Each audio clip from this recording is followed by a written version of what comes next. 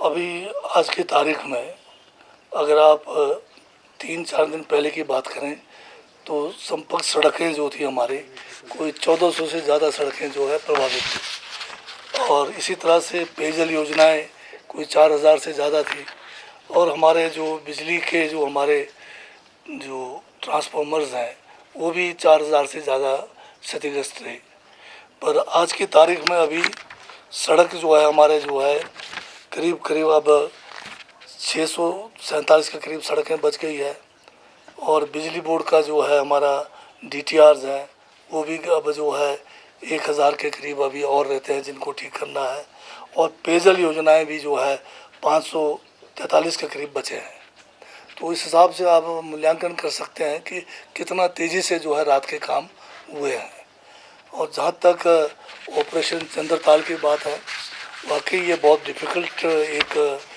काम था जिसको सफल बनाने में वहाँ के स्थानीय युवकों ने,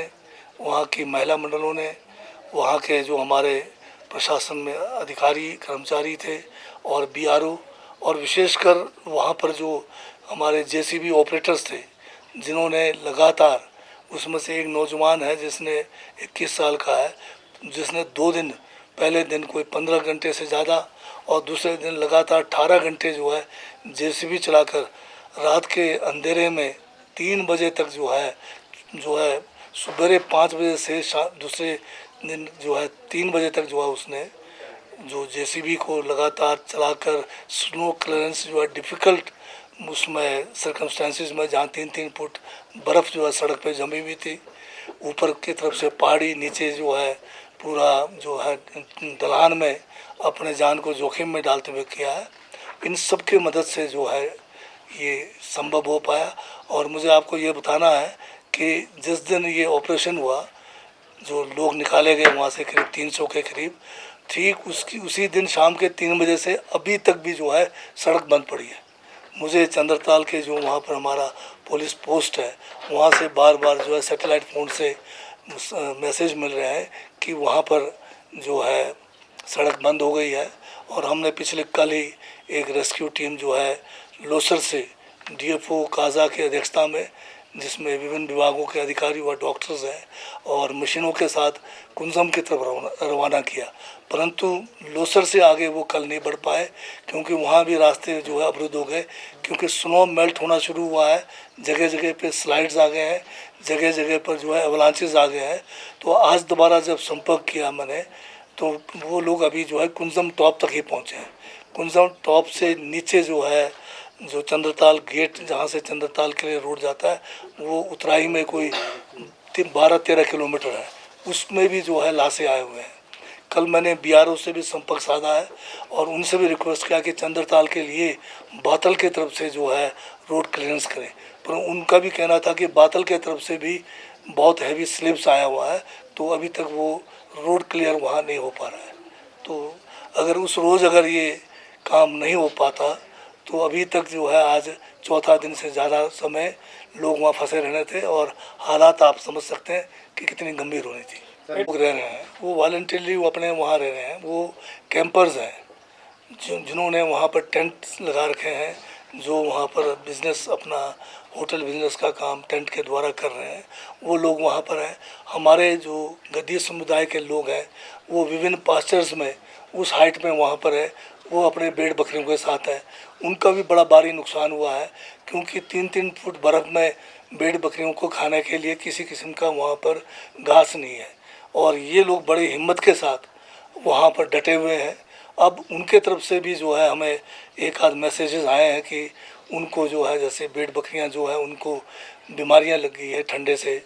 जैसे निमोनिया का बीमारी का शिकायत है। तो ये टीम जो हमने गठित करके भेजा है ये इन सब दवाइयों के साथ और रसद के साथ गए। अभी जो है हमारे एक अगर मौसम ख़राब है, मौसम ठीक होने पे DC लाहौर से भी जो है इनके तरफ से एक वो मांग की गई है कि हेलीकॉप्टर के द्वारा वहाँ पर इन पास्चर्स में कुछ रसद जो है राशन ब्रेड ड्रॉप किया जाए। तो इस पॉसिबिलिटी को हम देख रहे हैं जैसे मौसम ठीक होगा। तो इसमें मैं एक बात कहना भूल गया कि जहाँ मेरे CPS संजय अवस्थी मेरे साथ थे, मेरा अपना जो पर्सनल स्टाफ में जो मेरा पीए के रूप में काम कर रहे थे, ये मुनीलाल, उसने भी बहुत जो है बढ़िया काम इस त्रासदी में मेरे साथ मिलकर किया है। सर मुझे इस बात का बड़ा अफसोस है, एक पूर्व मुख्यमंत्री, ऊपर से नेता प्रतिपक्ष, रिस्पॉन्सिबल पोस्ट पे बैठे हुए व्यक्ति से इस किस्म की जो है छोटी बात जो है मैं उम्मीद नहीं कर सकता था। अगर हम हेलीकॉप्टर में गए तो वो जो है एक मिशन के तहत गए, और जो है अगर उस हेलीकॉप्टर में उस रोज़ माननीय मुख्यमंत्री स्वयं अगर हेलीकॉप्टर में बिठाकर हमें जो है लोसर नहीं उतारते तो क्या यह चंद्रताल वाला जो है काम संभव हो पाता। इस बात को वो जो है, इस गंभीरता को वो समझ नहीं रहे, क्योंकि वो जो है आराम से शिमला में बैठकर जो है कैमरा के सामने जो भी दिल में आए बोल देते हैं। अगर वो 3 फुट बर्फ़ में मेरे साथ चलते तब मैं मानता उनको। और मुझे इस बात का भी बड़ा अफसोस है, अगर कहीं कोई कमी रह गई है तो नेता प्रतिपक्ष है, हमें जो एक फ़ोन कर देते कि यहाँ ये कमी है, वहाँ ये कमी है, हम तुरंत उसको जो है दुरुस्त करने का कोशिश करते। परंतु जयराम जी जो है इस बात के लिए मशहूर है, छोटी बात करते हैं और ऐसी बात करते हैं जिसका कोई तुक नहीं होता है। तो हेलीकॉप्टर में अगर जाकर हम एक दूसरे का फ़ोटो अगर कोई ले रहा हो, अगर कोई वहाँ पर अधिकारी कोई हमारा फ़ोटो ले रहा है, कोई प्रभावित जो हमारे से सेल्फी ले रहा है, वो खुश है कि हम जो है मुसीबत में उनके साथ पहुँचे हुए हैं, वो भावुक होकर जो है हमारे साथ अगर फ़ोटो लेना चाह रहे हैं तो उसमें क्या क्या खराबी है। एक बात तो हमें ये सोचना चाहिए कि जो ज़्यादातर नुकसान हुआ है ऐसे नालों में और नदियों के किनारे हुआ है, और कौन ऐसे लोग थे जो वहाँ बसे थे। ज़्यादा से ज़्यादा बेचारे ज़्यादातर गरीब लोग थे जिनको जगह नहीं मिलती है समाज में, जहाँ पर ज़मीनें उनको नहीं मिली है, मजबूरी में वो नदी नालों में अपने मकान बनाया है। आज अगर जो 400 से 500 के करीब जो मकान क्षतिग्रस्त हुए हैं, ये ज़्यादातर नालों में हुआ है। उनको गांव के अंदर जो है उचित स्थान नहीं मिला तो मजबूरन वहाँ रहे। तो हमें इस बात पे ज़रूर विचार करना चाहिए कि समाज का एक वो तबका भी है जिसको हम हमेशा जो है नेगलेक्ट करते आ रहे हैं, उनको जहाँ समाज में हम एक उचित स्थान दे नहीं पा रहे आज की तारीख में भी, उनको रहने के लिए भी उचित जगह नहीं मिल रहा। तो ये तो एक सामाजिक समस्या है जिसको हमें गंभीरता से लेने की ज़रूरत है। सर केंद्र से अभी तक कितना से अभी इस जो त्रासदी का जो है कोई मूल्यांकन अभी नहीं हुआ है, वो मूल्यांकन करने के बाद ही राशि जारी करेंगे। पर जो राशि हमें मिली है, ये हर साल जो हमें एक डिजास्टर में मिलता है वही राशि अभी तक प्राप्त हुई है।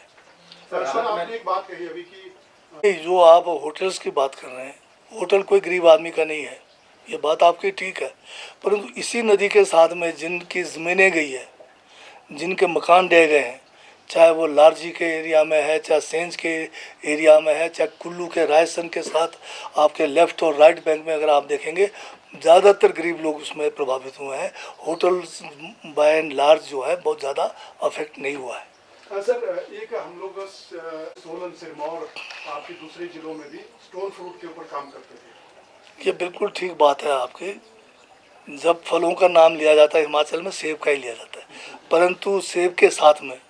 जितने भी हमारे स्टोन फ्रूट्स हैं जैसे प्लम है, आड़ू है, ये भी आजकल तैयार है।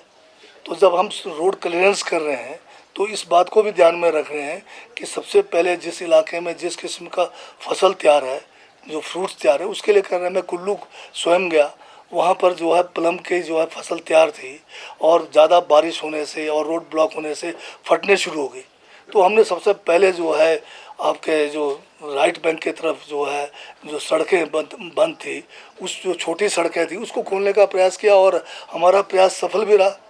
और जो है हमने कुछ ही घंटों में उन सड़कों को खोलकर कम से कम उस एरिया के प्लम को निकालने का काम तो शुरू किया, और यही काम जो है अन्य इलाकों में कर रहे हैं। सर सरकार ने डिसीजन लिया था कि इस बार बागवानों की लंबी मांग थी कि सेब और दूसरे फल जो है वेट के हिसाब से नहीं बिक रहा है, खासकर हमारे सोलन, किन्नौर, मंडी और सोलन डिस्ट्रिक्ट के अंदर, शिमला के अंदर, और कुल्लू में जो है सेब जो है और दूसरे फल जो है बाय वेट ही बिकता है। इस मांग को जायज़ भी था लोगों का, और कानूनन भी जो है इसको लागू करना सरकार का दायित्व है। हमने बहुत पहले जो है इस बारे में फ़ैसला लिया। लगातार हमने जो है बागवानों से, आढ़तियों से और दूसरे स्टेक होल्डर से एक नहीं डायरेक्टर लेवल पर हमने सेक्रेटरी लेवल पर, मंत्री लेवल पर बैठकें की और सबकी राय के बाद हमने ये फैसला किया कि इस बार हिमाचल में सेब और दूसरे जो भी फल हैं बाय वेट बिकेगा। अब कुछ लोग